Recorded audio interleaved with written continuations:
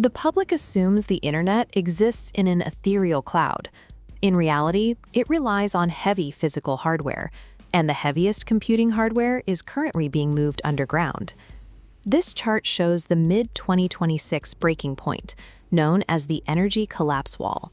The computing power required to run large-scale, multi-agent AI networks eclipse the maximum capacity of traditional civil power grids.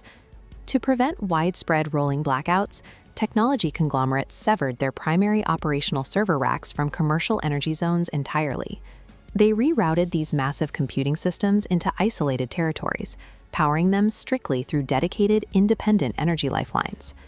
Escaping the civil energy grid triggered a silent, permanent relocation of advanced computing infrastructure away from public view. Under Project Subterranean, corporations are transferring advanced computing platforms into highly secure military-grade bunkers and decommissioned nuclear facilities. This physical isolation from public data lines allows operators to bypass state regulations. Second, deep subterranean environments optimize thermal cooling, allowing massive systems to shed heat into the earth at lower costs. Finally, removing physical access secures autonomous codebases from external audits. These hidden, disconnected facilities operate in total isolation. They are known as ghost mainframes.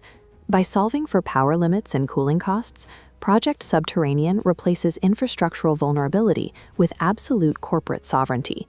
Moving data networks underground effectively ends traditional software compliance. Human engineers and independent system analysts are locked out.